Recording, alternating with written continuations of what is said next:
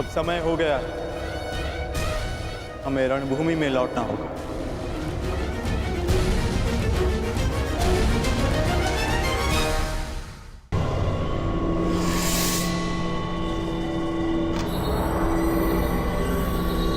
मैं और प्रतीक्षा नहीं कर सकता मामाश्री। अब तो सूर्यास्त भी होने वाला है। एक रथ आ रहा है।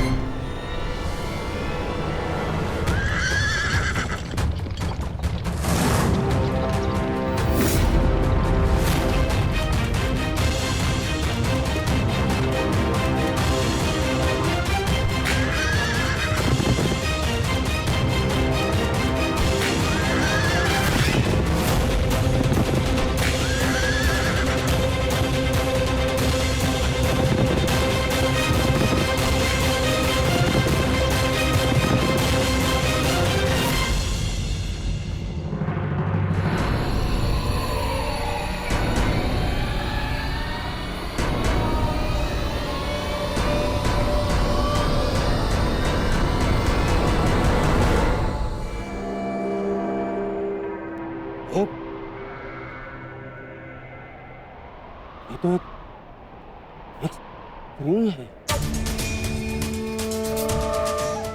स्त्री है?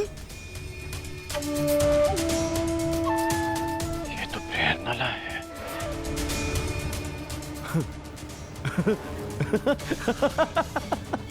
देख रहे हैं मामाश्री,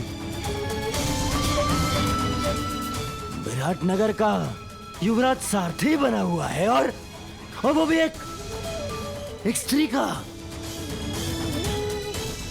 ना ना ना ना ना ना ना, स्त्री का नहीं दुर्योधन, एक किन्नर का। किन्नर।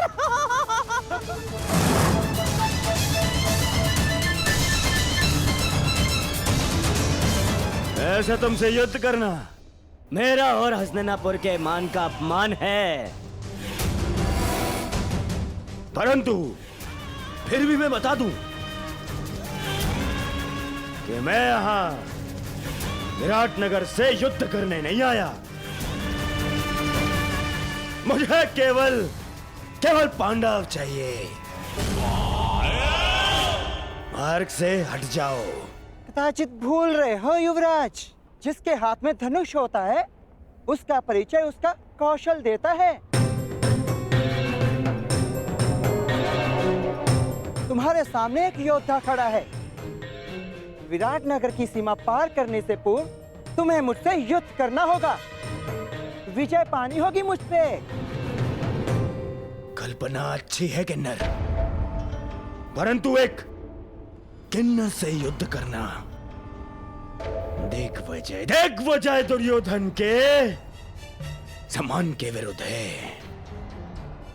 परंतु फिर भी यदि युद्ध करने की इच्छुक ही हो तो पहले अपना परिचय दो। कौन तुम? प्रहेनिल्ला नाम है मेरा।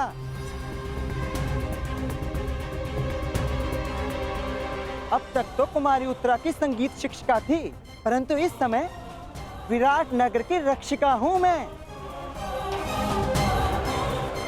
द्वंद्व से पूर्व महान महारथी भीष्म और महान आचार्य द्रोण को मेरा प्रणाम।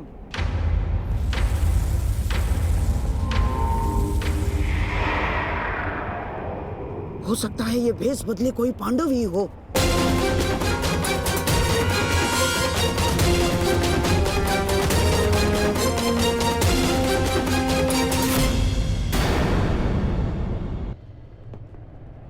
दुर्योधन, मुझे लगता है ये स्त्री पांडवों में से ही कोई एक है। क्या कह रहे हैं मामाश्री? हाँ दुर्योधन, तुम सोचो ना, जब से हमने विराट पर आक्रमण किया है पांडवों में से कोई एक नहीं दिखा, कोई नहीं। हो सकता है अपने अज्ञातवास के चलते पांडव किसी अलग भेष में रह रहे।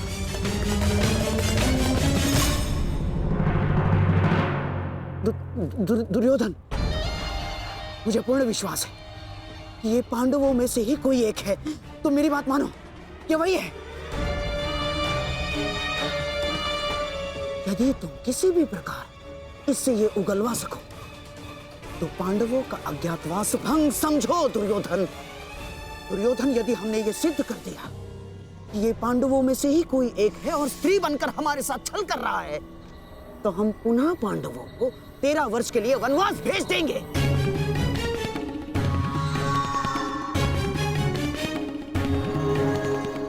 मैं आपकी योजना समझ गया मामाश्री। हाँ, मैं तुमसे अंतिम बार पूछता हूं, क्या तुम मेरी सेना से युद्ध करने के लिए तत्पर हो? रथ पर बैठकर धनुष हाथ में लेकर निश्चित रूप से संधि तो नहीं करने आई मैं हस्तिनापुर से।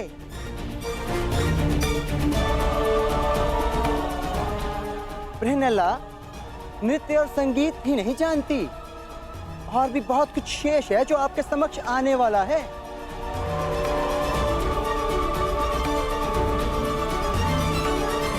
देवी, हम पहले ही बता चुके हैं, हम यहाँ युद्ध के लिए नहीं, केवल पांडवों के लिए आए हैं। हमें विराट में प्रवेश करने की अनुमति दें। बस पितामह, अब आप एक किन्नर के समक्ष गिड़गिड़ाएंगे। आक्रमण!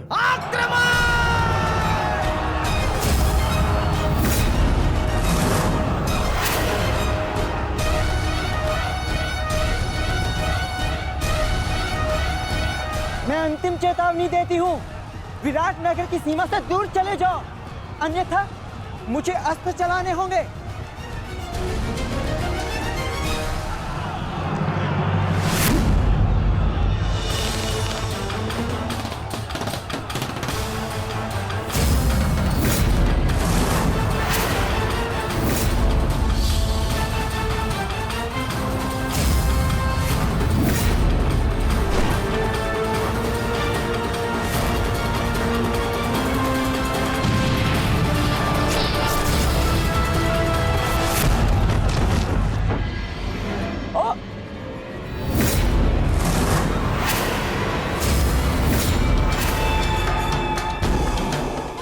असंभव। एक स्त्री ऐसा नहीं कर सकती। और ऐसा धनुर्कौशल अब एक बाण से मेरे सैकड़ों सैनिकों का वध कर दिया। वध नहीं किया युवराज, इन्हें केवल निष्क्रिय किया है। एक ही बाण से इतने सैनिकों पर ऐसा प्रहार करना कि उनके प्राण न जाएं, ये केवल गहन साधना और वर्षों के परिश्रम से ही संभव है।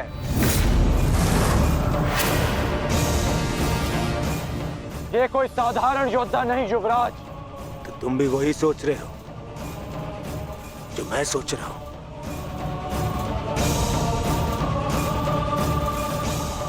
इसका कौशल तो यही संकेत कर रहा है, परंतु कैसे? ये तो एक किन्नर है। यदि ये वही है जो हम सोच रहे हैं, तो मेरा मंतव्य और तुम्हारा लक्ष्य आज एक साथ पूर्ण होंगे। बहुत गर्व है ना अपनी सैन्य शक्ति पर दुर्योधन, परंतु इन निर्दोष सैनिकों के प्राण क्यों गंवा रहे हो?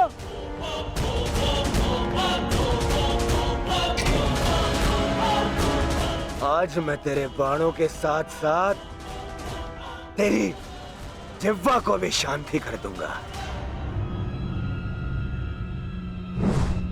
आगे बढ़। तुमसे युद्ध करके मैं अपनी धनुर्विद्या का अपमान नहीं कर सकती, और वैसे भी तुम्हें धनुर्विद्या आती ही कहाँ है? है कोई वीर तुम्हारी सेना में जो मेरे समक्ष आ सके, मेरे बाणों का उत्तर दे सके? इतना तो साहस हस्तिनापुर के हीरो को ललकारती है। पितामह, आगे बढ़िए। नहीं दुर्योधन, तुम में ना हो, परंतु मुझ में अभी क्षत्रित्व शेष है। मैं किसी नारी पर शस्त्र नहीं उठाऊंगा, और ये अर्धनारी है। आचार्य द्रोण,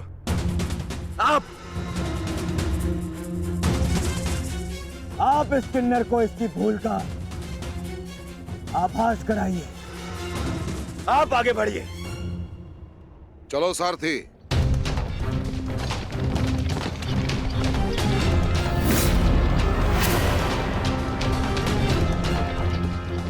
ये कैसी परीक्षा है माधव, जिसने मुझे लक्ष्य भेदना सिखाया वही मेरे समक्ष लक्ष्य नहीं कर खड़ा है। विश्व का श्रेष्ठ धनुर्धर बनने की क्षमता है तुम में।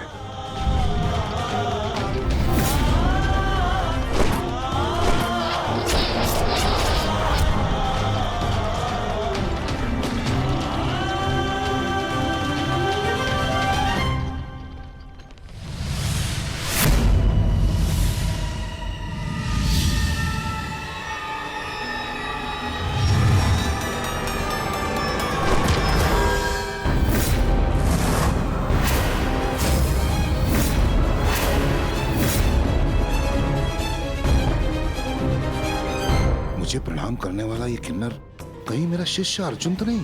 परंतु ये कैसे संभव है? अभी सिद्ध हो जाएगा कि ये अर्जुन है या नहीं। सावधान!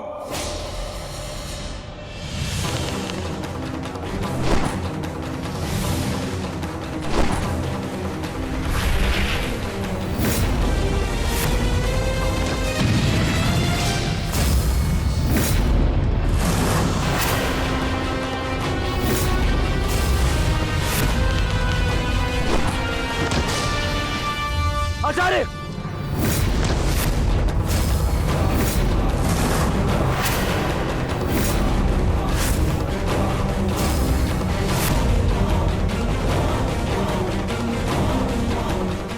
अर्जुन,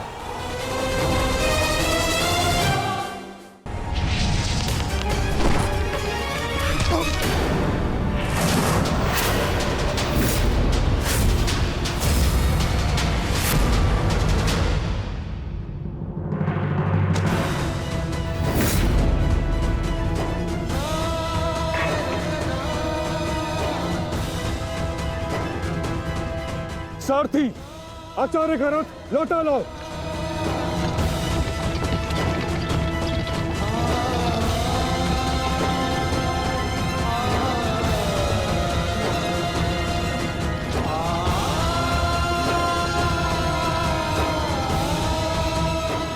क्षमा चाहता हूँ गुरुदेव, मैंने कभी सोचा भी नहीं था कि आपकी ही सिखाई हुई विद्या का प्रयोग मैं आप पर करूंगा।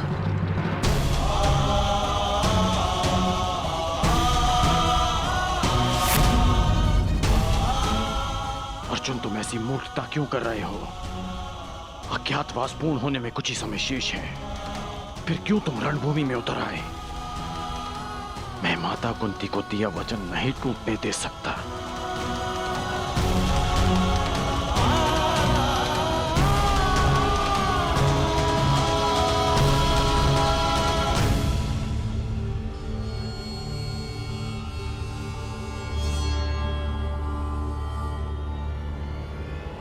दुर्योधन, समय निकलता जा रहा है। हमें शीघ्र ही इस पांडव को पराजित करके इसका वास्तविक रूप सामने लाना होगा दुर्योधन। और यदि ये पांडव ना हुआ तो? आंखें खोलो दुर्योधन, देखो इस साधारण किन्नर ने किस प्रकार द्रोण को पराजित किया है। किसी भी साधारण योद्धा में इतना शौर्य तो नहीं है कि आचार्य द्रोण को पराजित कर सके। तुम्हें क्या लगता है कि अर्जुन के अतिरिक्त और कौन हो सकता है? पहचानने का प्रयास करो इसे। तुम दोनों ने एक ही साथ, एक ही स्थान पर, एक ही गुरु की छत्र छाया में अभ्यास किया है। अपनी आंखों से इसे धनुर्विद्या सीखते हुए देखा है तुमने। पहचानो इसे, कौन है ये?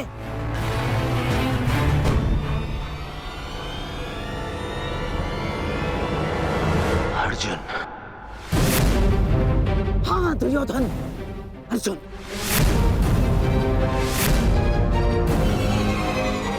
अब तुम्हें कैसे भी करके इसका वास्तविक रूप पितामह के सामने लाना है,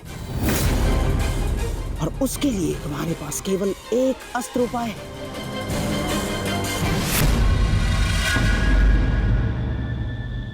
कर्ण।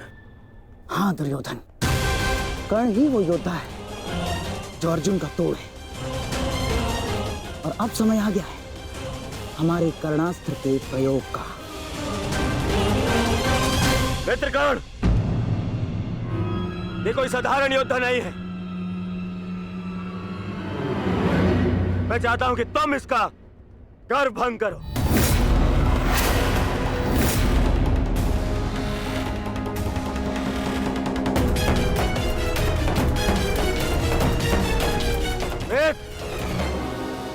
विलंब मत करो,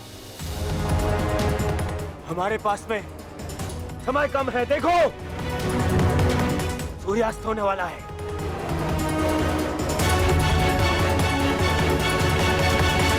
यदि एक मित्र का निवेदन स्वीकार नहीं है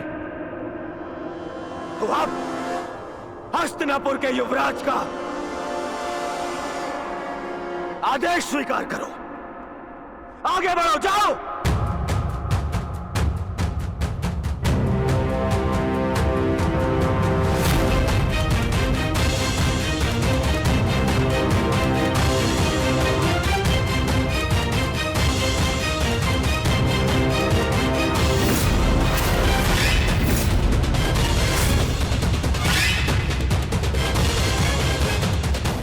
अब आएगा युद्ध का आनंद। आज पूर्ण होगा वो अधूरा द्वंद्व।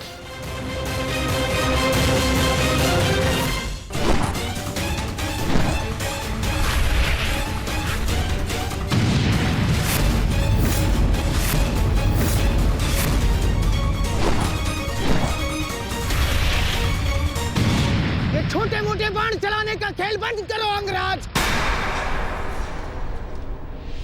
अर्जुन को सामने लाना है। वैष्णवास्त्र का प्रयोग करो।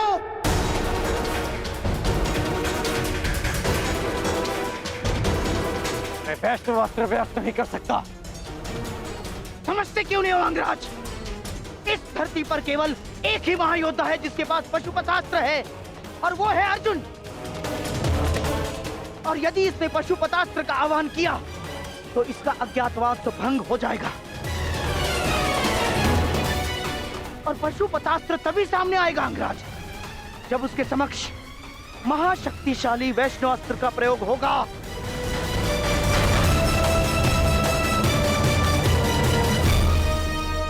परंतु मैं किन्नर पर वैष्णवास्त्र का प्रयोग नहीं कर सकता। ये वैष्णवास्त्र का अपमान होगा।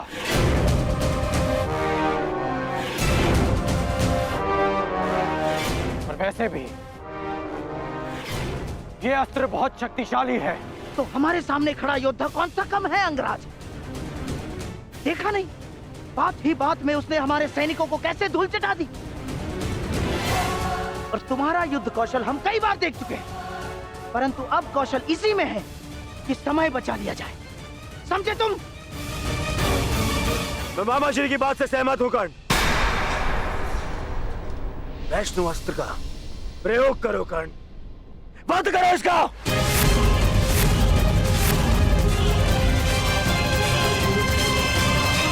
दुर्योधन, अब इस अर्जुन के पास केवल दो ही विकल्प है। एक, या तो वो कर्ण के अस्त्र का उत्तर देने के लिए पशुपतास्त्र का प्रयोग करे और अपना अज्ञातवास तोड़ दे, या फिर मारा जाए।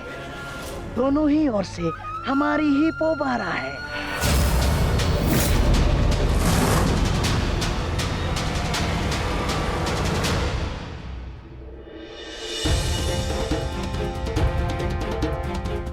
बस कुछ क्षण और, सूर्यास्त होने के साथ साथ यह अज्ञातवास दिया सो जाएगा। बस एक ही बहन, हिरण्यला के अर्जुन होने का भेद ना खुल जाए।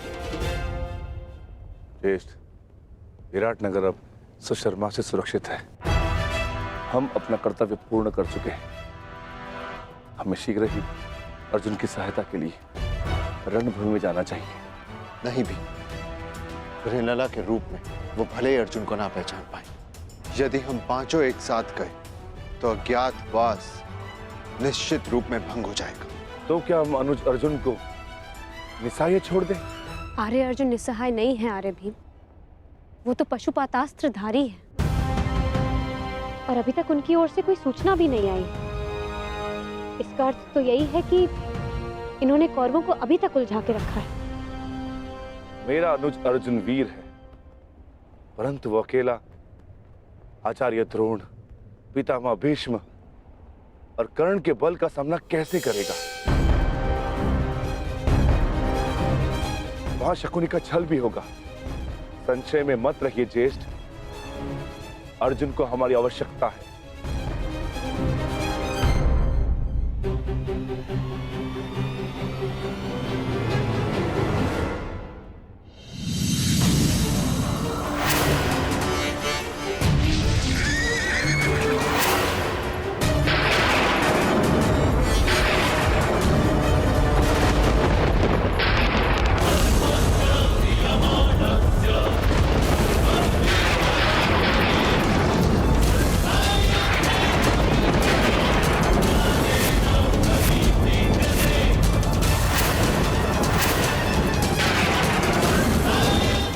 वैष्णवस्त्र, कर्ण वैष्णवस्त्र संधान कर रहा है।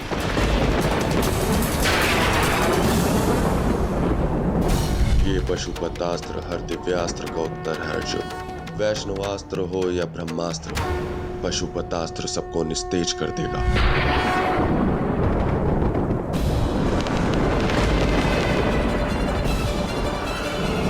यदि मैंने पशुपतास्त्र का प्रयोग किया तो सबको ज्ञात हो जाएगा कि मैं ही अर्जुन हूँ, और यदि प्रयोग ना किया तो मेरी मृत्यु निश्चित है और साथ ही मेरे भाइयों का जीवन भी संकट में आ जाएगा।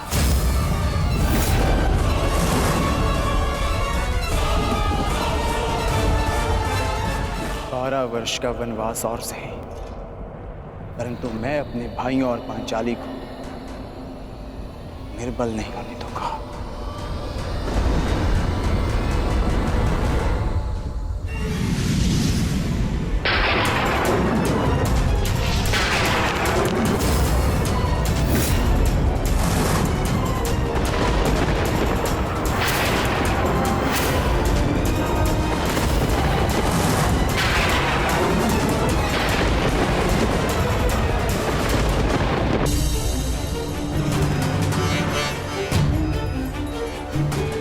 वर्ष का वनवास और सही, परंतु मैं अपने भाइयों और पांचाली को निर्बल नहीं होने दूंगा।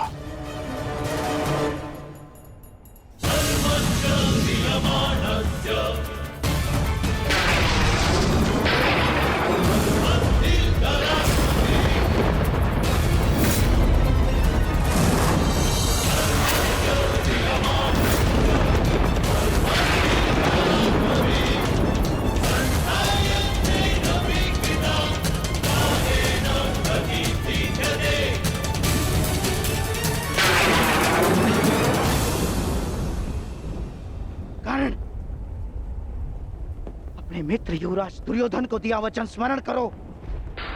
प्रयोग करो वैष्णवस्त्र का, प्रयोग करो। मुझे अपने मित्र कर्ण के ऊपर पूर्ण विश्वास है। मैं नहीं चाहता कि भाई भाई पर शस्त्र उठाए, क्योंकि इस युद्ध से विनाश के अतिरिक्त कुछ नहीं मिलने वाला।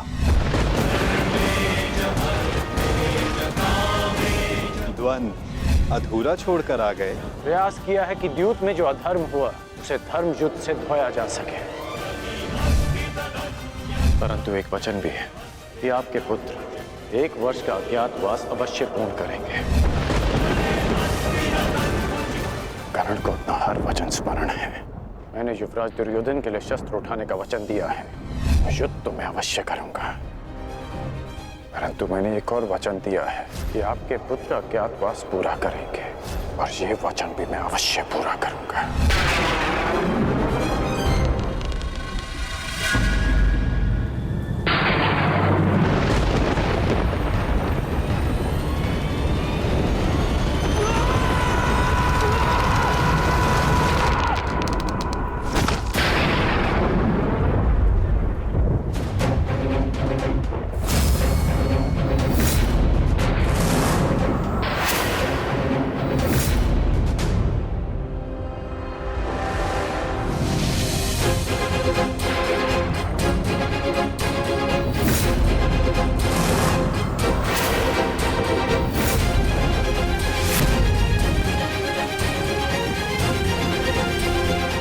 धनुष की प्रत्यंचा टूट गई है बृहन्नला।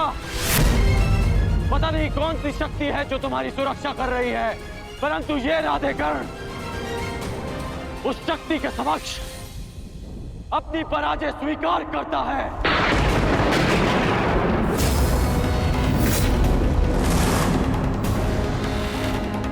क्षमा कीजिएगा युवराज, परंतु मैंने आपको अपना दिया वचन और हस्तिनापुर के लिए अपना उत्तरदायित्व पूर्ण करने का प्रयास किया, परंतु प्रारब्ध ने मेरा साथ नहीं दिया।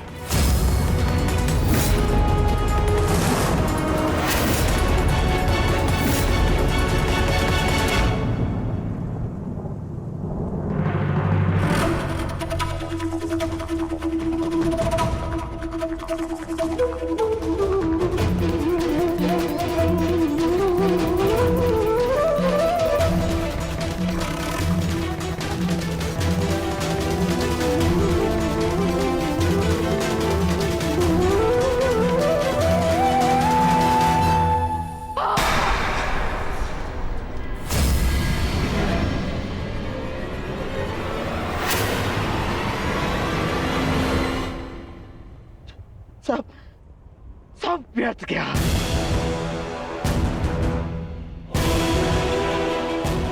इतना परिश्रम, इतनी योजना, सब व्यर्थ गया। सब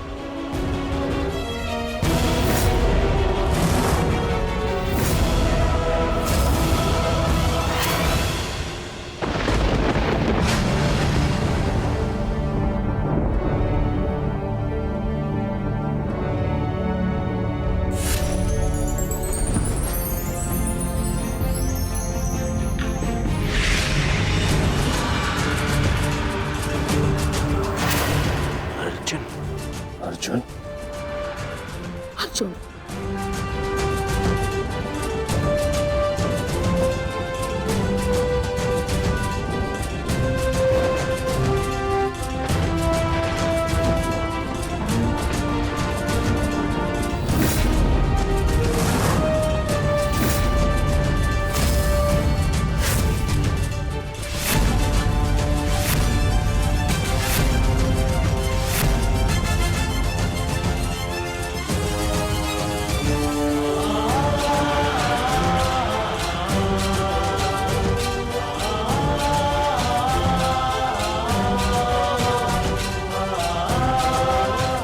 अज्ञातवास पूर्ण हुआ ज्येष्ठ।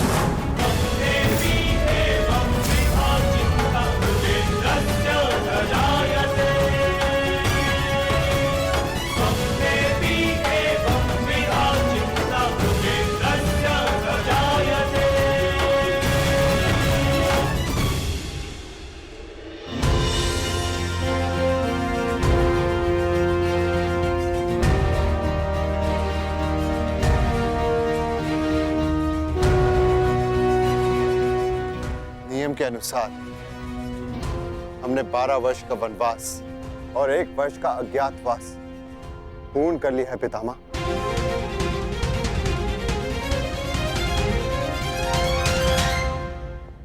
आपसे ये आशा नहीं थी धर्मराज, कि आप असत्य भाषण करेंगे?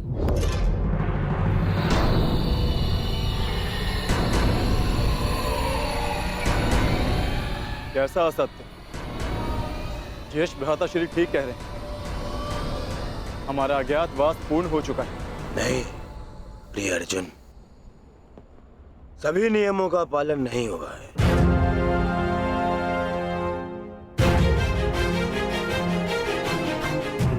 कैसे नहीं हुआ? 13वें वर्ष में हमें कोई पहचान ना सके, यही नियम था। हाँ। और इस नियम को समझने के लिए तुम लोगों के पास पुनः 13 वर्ष का समय होगा भीम, है ना दुर्योधन? समझाओ इसे। हाँ मामाश्री, क्योंकि नियम अनुसार पहचाने जाने पर असत्य बोलना भी नियम भंग करना होता है, और असत्य बोलकर तुमने नियम भंग किया।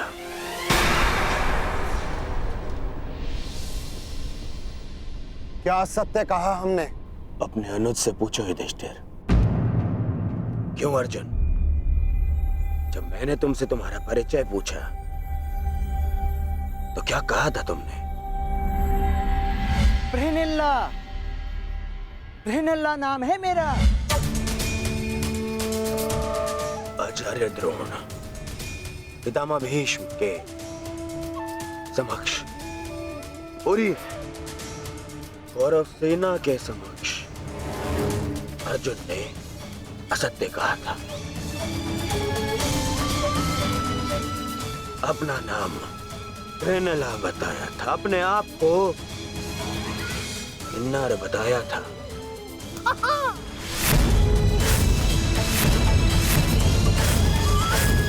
क्यों अर्जुन, क्या ये असत्य नहीं था?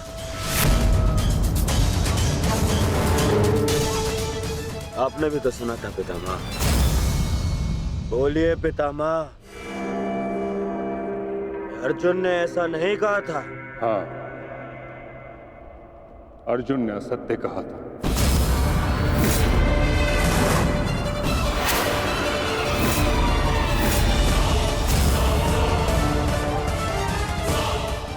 और अर्जुन ने अपना नाम बृहनिल्ला बताया था, और वो ही बृहनिल्ला अर्जुन बन के सामने खड़ा है।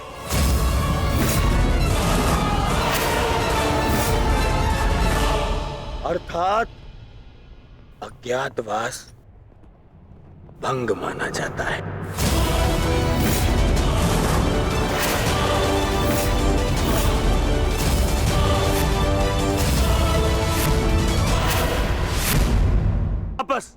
वापस वन में जाओ और योजना बनाओ कि अगली बार 12 वर्ष के पश्चात अज्ञातवास में कैसे पकड़े ना जाओ। हैं? जाओ। जाओ जाओ जाओ। नहीं दुर्योधन, अज्ञातवास भंग नहीं हुआ है दुर्योधन। मैंने कोई असत्य नहीं बोला और ना ही मैंने कोई नियम भंग किया है।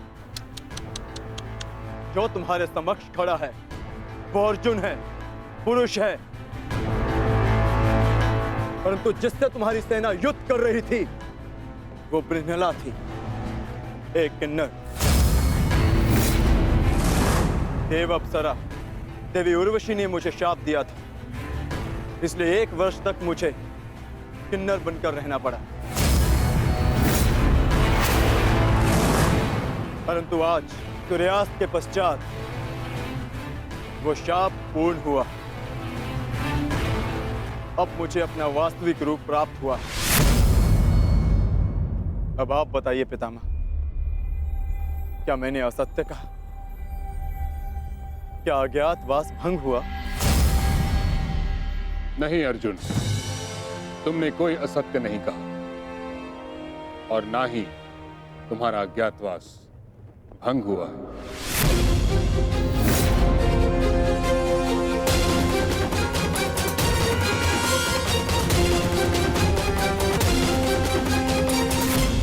कौन तुम? मैंने इसे पहचान लिया था पितामह।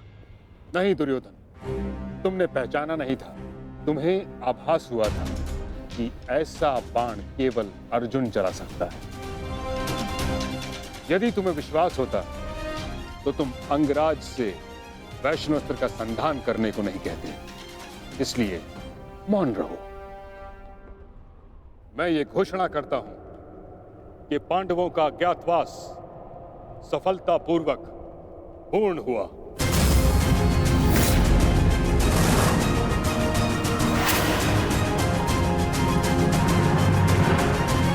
नहीं, नहीं मानता मैं। नहीं इनका अज्ञातवास पूर्ण हुआ है और न ही मैंने इनका राज्य लौटाऊंगा। अब जो भी निर्णय होगा वो युद्ध से होगा। हम पुनः अवश्य मिलेंगे युधिष्ठिर, रणभूमि में। स्मरण रखना दुर्योधन, हमने कभी युद्ध नहीं चाहा था। तुमने हमें इस युद्ध में धकेला है और अब यदि आर्यव्रत के भाग्य में युद्ध ही है तो ठीक है, जो युद्ध होगा अवश्य होगा। यदि न्याय और नीति के लिए हम वनवास भोग सकते हैं तो न्याय की स्थापना के लिए हम युद्ध भी अवश्य कर सकते हैं।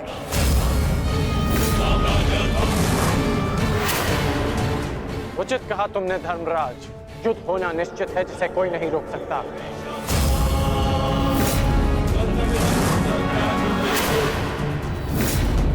अज्ञातवास पूर्ण होने का सुख कुछ ही दिनों तक रहेगा धर्मराज। हमने बिन 13 वर्षों को यूं ही नहीं काटा है कर्ण। जानता हूं, परंतु आप ये नहीं जानते कि इन 13 वर्षों के समाप्त होने की प्रतीक्षा आपसे अधिक मैंने की है। हर पल मैंने युद्ध की तैयारी की है धर्मराज।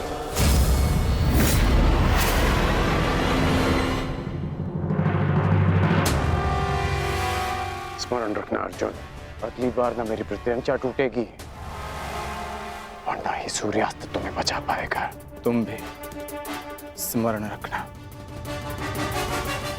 अगली बार वैष्णवास्त्र का उत्तर पशुपतास्त्र से मिलेगा।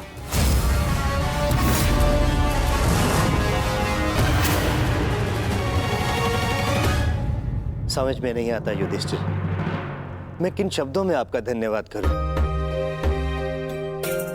आप पांचों ने ना केवल मेरी, मेरे परिवार की, अपितु मेरी प्रजा की भी रक्षा की है।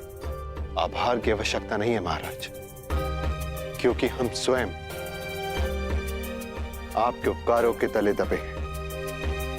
यदि विराट नगर ने हमें शरण न दी होती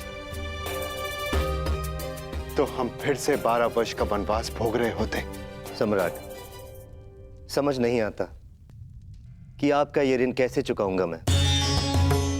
जीवन भर भी आपके चरणों में सेवा करूं, ये ऋण नहीं उतार पाऊंगा मैं। ऋण उतारने के लिए चरणों पर गिरने की आवश्यकता नहीं है विराट राज।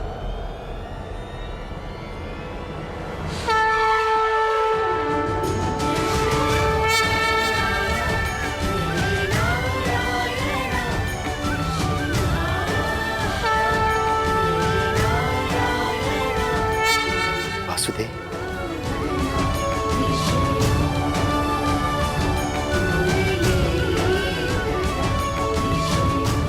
प्रणिपात वासुदेव।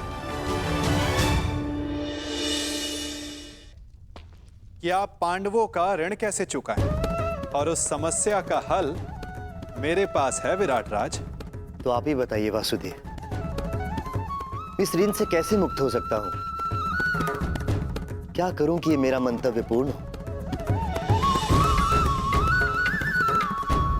पांडवों का अज्ञातवास पूर्ण हुआ कैसे? कैसे? इसका अर्थ जानते हो शकुनी? इसका अर्थ यह है कि पांडव लौटेंगे और अपना अधिकार मांगेंगे।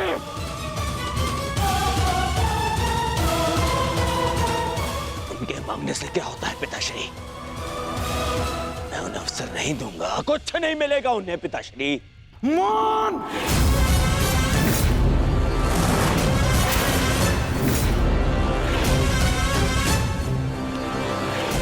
मौन रहो दुर्योधन, मौन।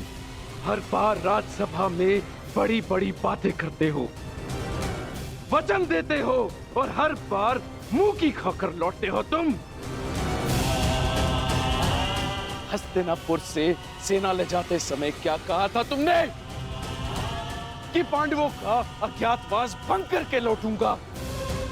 और इस समय तुम मेरे समक्ष क्या सूचना लेकर आए हो?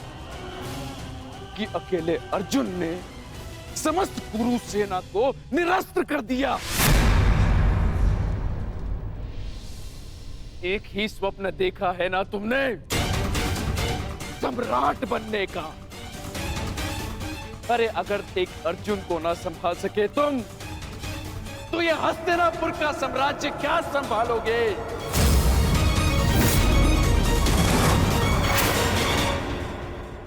महाराज की जय हो। महाराज, विराटनगर से आपके लिए संदेश आया है।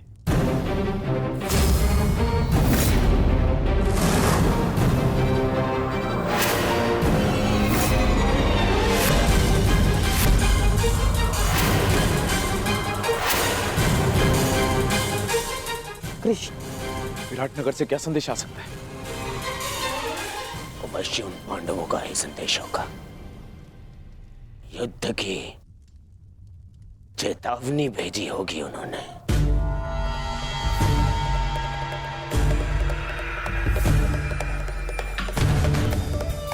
संदेशा पढ़ो शकुनी।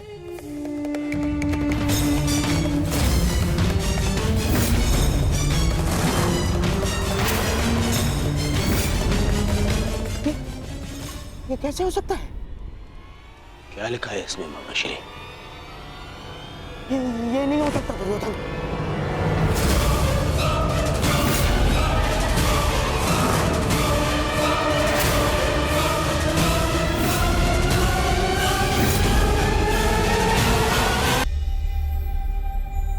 कहीं पांडवों ने युद्ध की चेतावनी तो नहीं दी? आक्रमण की चेतावनी नहीं, विवाह का निमंत्रण आया है। विवाह? किसका विवाह? विराट कुमारी उत्तरा का। किसके साथ? उससे जिसमें साहस के साथ बुद्धि भी।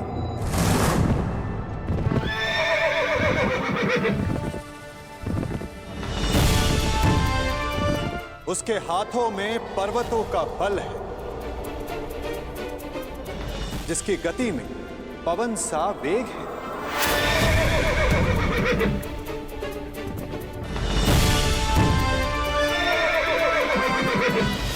जिसके विषय में तुलना ही नहीं की जा सकती कि उसके बाणों की धार अधिक तीक्ष्ण है या उसका मस्तिष्क।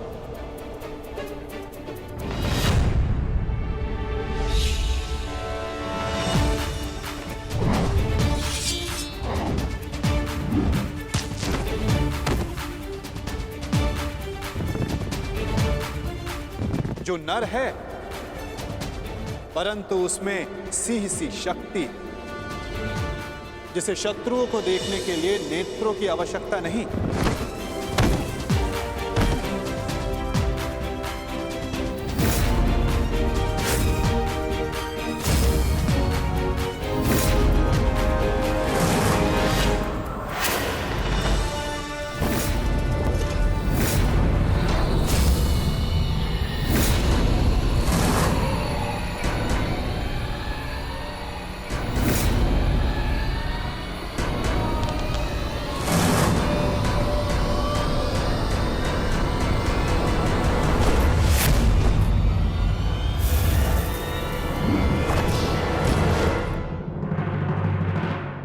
जिसकी शक्ति शेषनाग के समान है।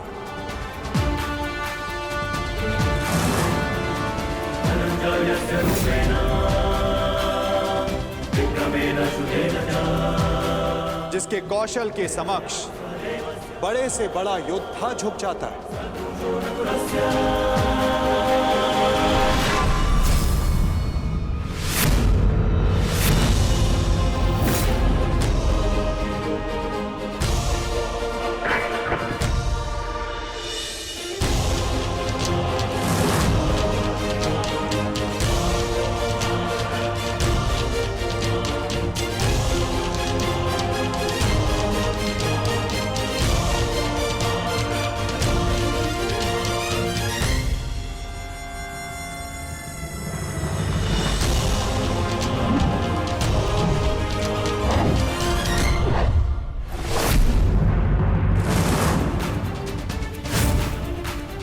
मित्रों का मित्र और शत्रुओं का शत्रु है, जो अपनों के मान के लिए अपने प्राणों को न्यौछावर कर दे, परंतु उसमें तनिक भी अभिमान नहीं।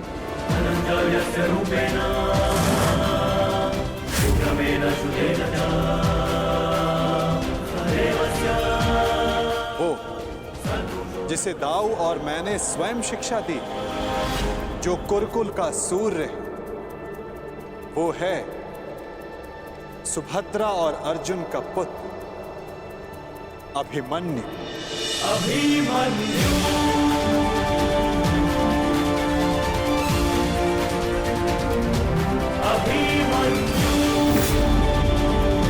वो जितना शक्तिशाली है उतना ही विनम्र है।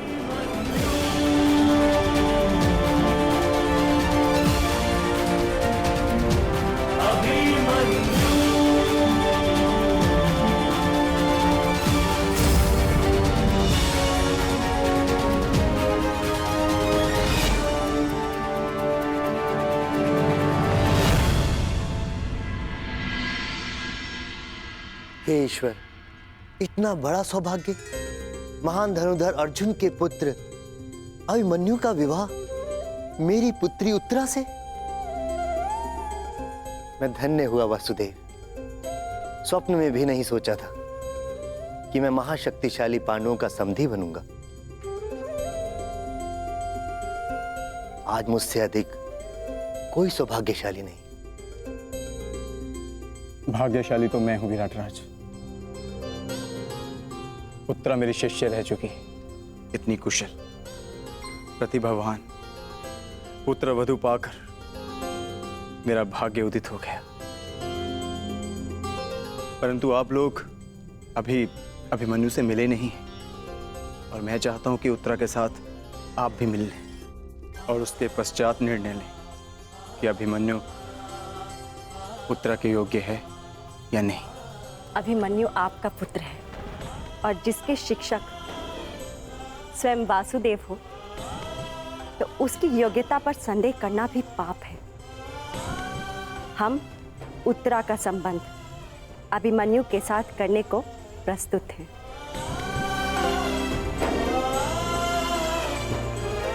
और आपका क्या निर्णय? बधाई हो विराटराज, अब आप पांडवों के समधी हुए।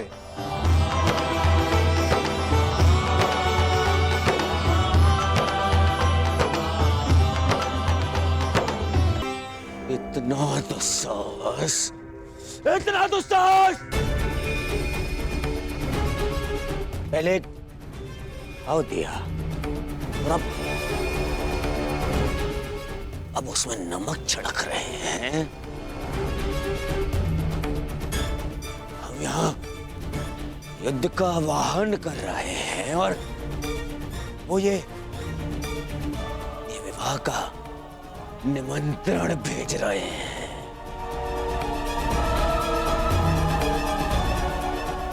नहीं जाएंगे हम वहां, नहीं जाएंगे, कोई नहीं जाएगा वहां।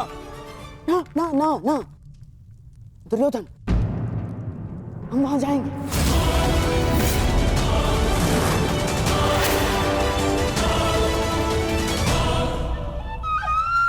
महाराज, मेरा मत है कि हमें वहां जाना चाहिए। युद्ध और संधि अपने स्थान पर है, और संबंध अपने स्थान पर है महाराज। कुरुवंश के अगली पीढ़ी का पहला विवाह है ये, और हमें निमंत्रण भी आया है। हमें जाना चाहिए महाराज। हाँ?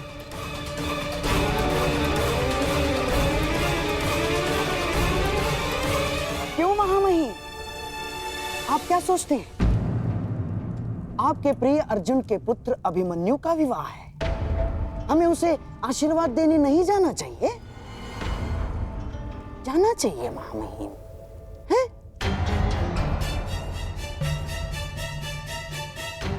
क्यों अंगराज, क्या एक पीढ़ी के बैर का दंड अगली पीढ़ी को देना क्या न्यायोचित है? बोलिए अंगराज। जिनसे युद्ध करना है उनका आतिथ्य ग्रहण करना उचित नहीं है। महाराज, यदि हम पांडवों के अतिथि बने तो वो ये संकेत देगा कि हम उनसे भयभीत हो गए हैं। ना ना ना ना ना ना, अपितु इस निमंत्रण को स्वीकार नहीं किया तो संदेश जाएगा कि हम उनसे भयभीत हैं। महाराज, युद्ध होगा तो होगा, परंतु परिवार से प्रेम का निमंत्रण आया तो हमें उसे स्वीकारना चाहिए महाराज।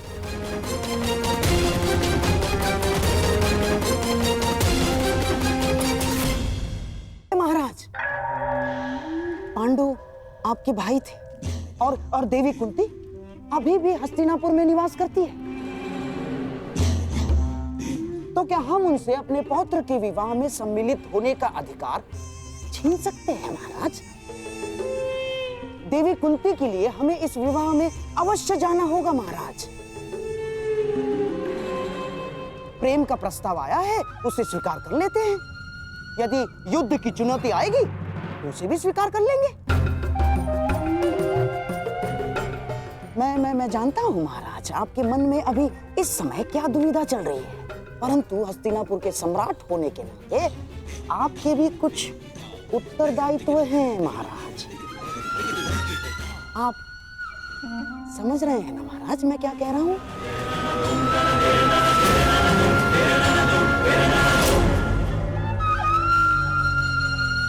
तो ठीक है, हम इस विवाह में अवश्य जाएंगे।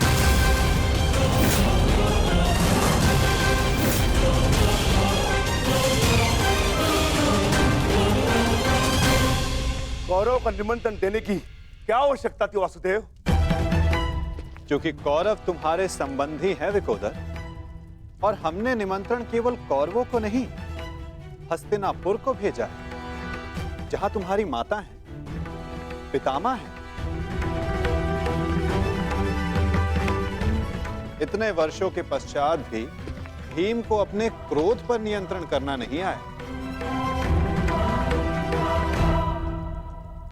मैं अपने अनुज की ओर से आपसे क्षमा चाहता हूं वासुदेव, परंतु मेरे भी मन में यही प्रश्न है कि कौरवों को निमंत्रण क्यों?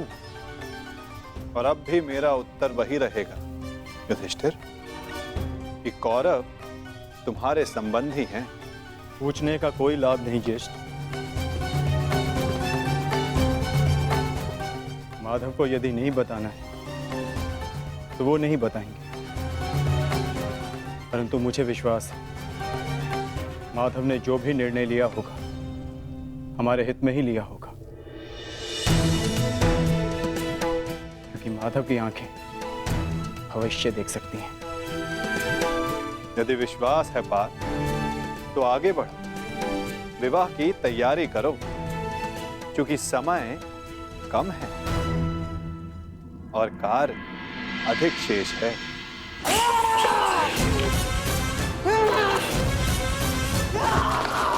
मामा जी,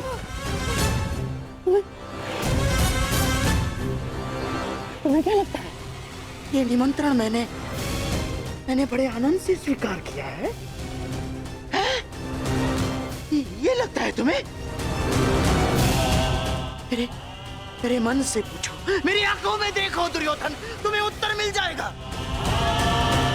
कितना बड़ा अपमान है ये निमंत्रण मेरे लिए, ये निमंत्रण। परंतु यदि इतना बड़ा अपमान था मामाश्री, तो निमंत्रण स्वीकार क्यों किया मामाश्री? क्योंकि एक अपमान का उत्तर देने के लिए अपमान को स्वीकारना पड़ता है दुर्योधन। ये विवाह, ये संबंध, ये निमंत्रण मेरे लिए उस कृष्ण का प्रहार है दुर्योधन।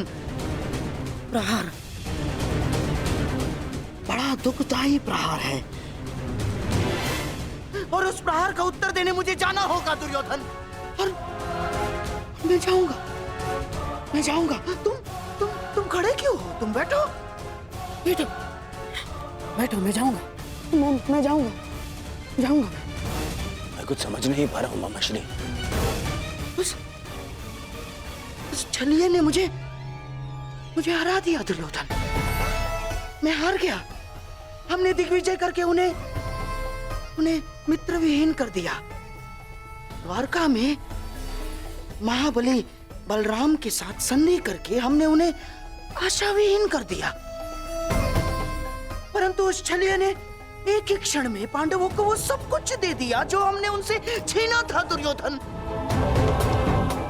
इस विवाह से उस वासुदेव ने उन पांडवों को राज्य, मित्र, आशा सब कुछ दे दिया। सब कुछ दे दिया दुर्योधन।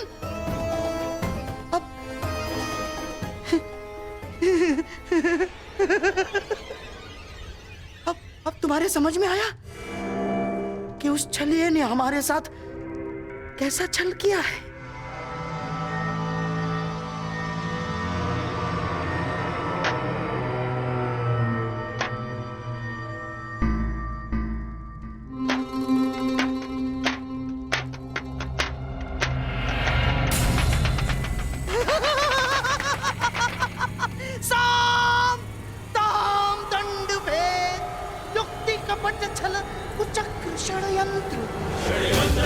कुछ भी प्रयोग करके मैंने इस विवाह को अपशकुन न बनाया तो मेरा भी नाम शकुन ही नहीं।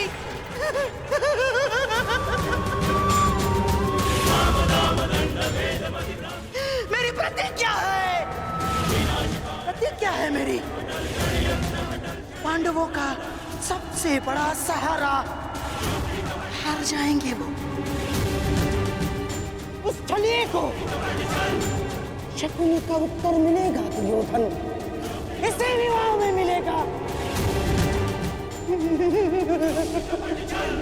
वर्षों के वनवास ने न केवल तुम्हारे संयम और पराक्रम को धार दी है युधिष्ठिर, 13 वर्षों की इस अवधि में कठिन परिश्रम और परीक्षण के पश्चात तुम्हारी अगली पीढ़ी भी युद्ध कौशल में कुशल हो गई। अब तुम सबका वनवास पूर्ण हुआ। अब समय आ गया है अपने वनवास रूप तपस्या का फल पाने का, और वो फल है तुम सबके पुत्र।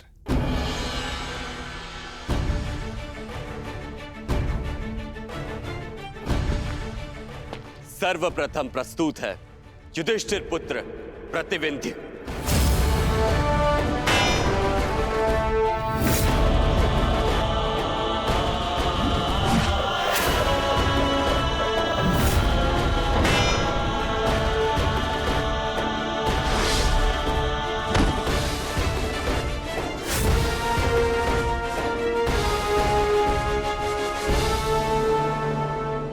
अब प्रस्तुत है भीमपुत्र सुत्सोम।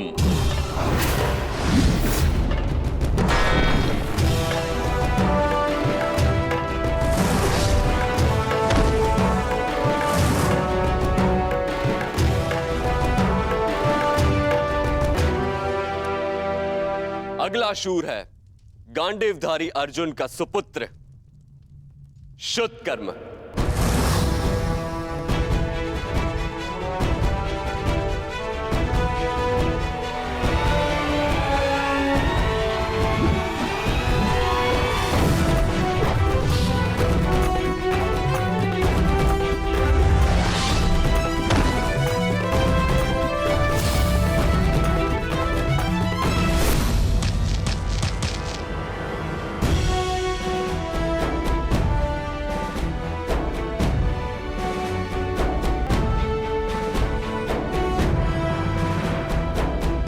अंत में नकुल पुत्र शतनिक और सहदेव पुत्र शुद्ध से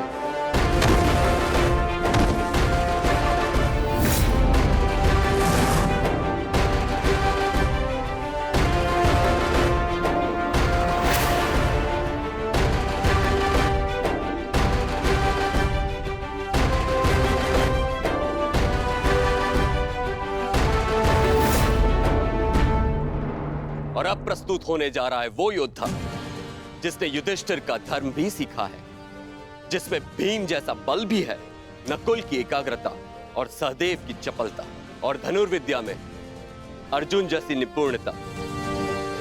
वो है अर्जुन पुत्र महायोद्धा अभिमन्यु। कृष्णे गुणार्जिता पांडवेषु जये गुणा अभिमन्यु